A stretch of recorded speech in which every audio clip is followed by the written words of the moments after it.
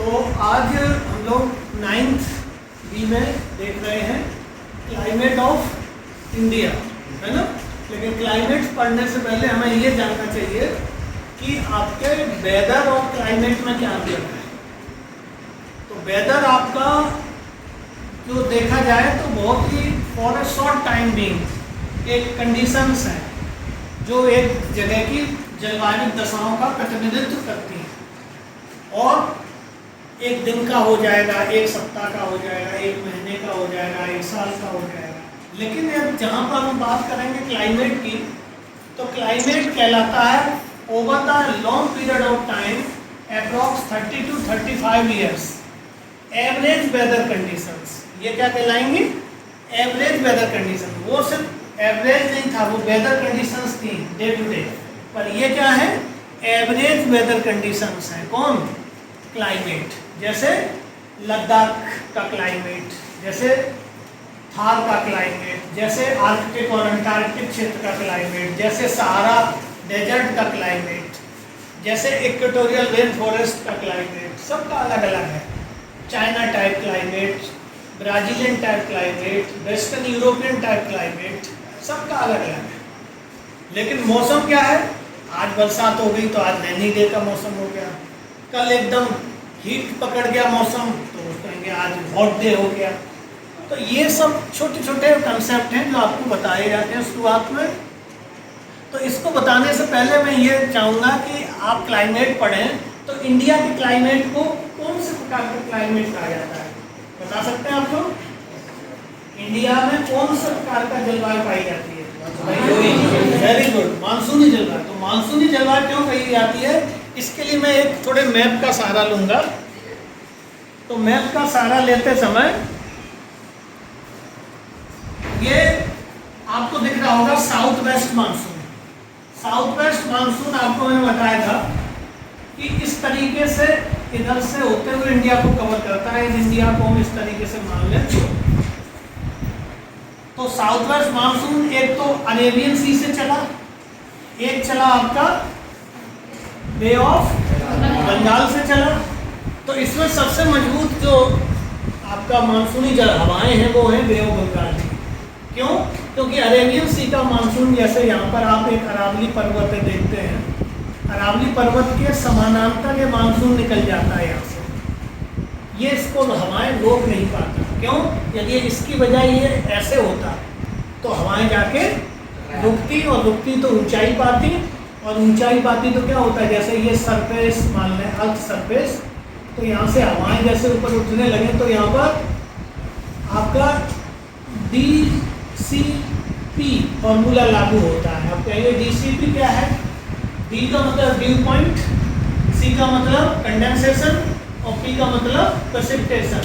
सबसे पहले due point आएगा, मतलब सैचुरेटेड एयर हो जाएगी। सैचुरेटेड एयर हो गई तो वो छोटी छोटी बूंदें आपस में मिलने लगेंगी, तो वो क्या हो गया? संघनन हो गया। संघनन पढ़ा होगा साइंस में।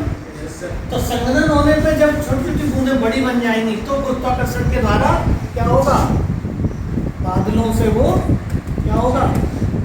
बरसात के रूप में अर्थ सरफेस पर आ जाएंगे। तो इसी को हम लोग क्या कह देते हैं? एक तरीके से वाटर साइकिल।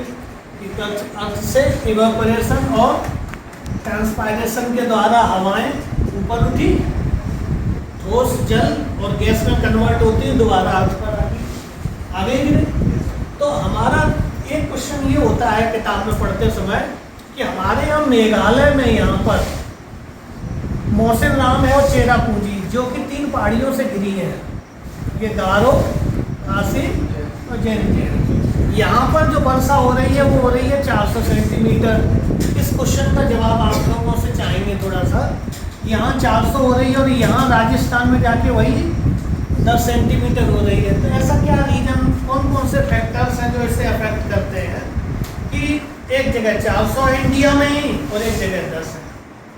तो क्या एक आध फैक्टर बता पाएंगे आप लोग? बताना चाहेंगे? एक तो फैक्टर मैंने अभी बता दिया था बिना अनजाने में आपको। बताइए, आप बताइए कौन सा फैक्टर है?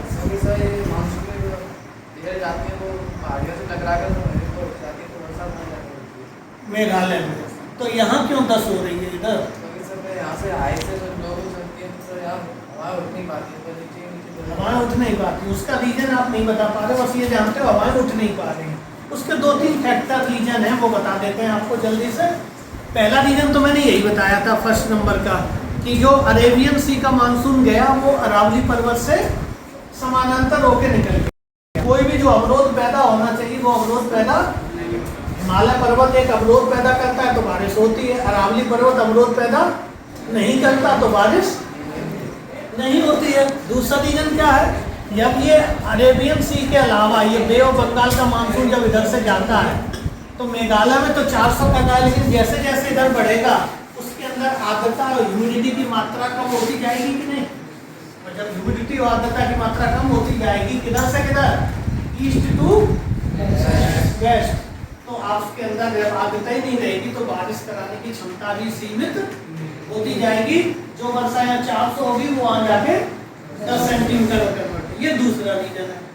तीसरा रीजन और है कि इधर पश्चिम की तरफ से जहाँ वेस्टर्न डिस्टर्बेंस लिखा है ये भी बारिश कराते हैं, सर्दियों में कराते हैं, जिसे हमारे यहाँ महावट कहते हैं। लेकिन एक और है कि यहाँ से चलती है हमारे यहाँ जेट स्टीम, कब सर्दियों में, तो वो जेट स्टीम जो चलती है वो इस तरीके से चलती है, तो देखेंगे इस तरीके से मटका बनाती है, इन्हें कहते हैं रॉक्सी वेव्स। क्या कहते हैं, रॉक्सी वेव्स कहते हैं। तो ये जो जब राजस्थान पर आती है तो ये नीचे उतरती हुई होती है, तो यहाँ पर यदि कोई मानसून आ भी रहा है तो यहाँ वो हवाओं को दबा देता है और यहाँ हाई प्रेशर बन जाता है।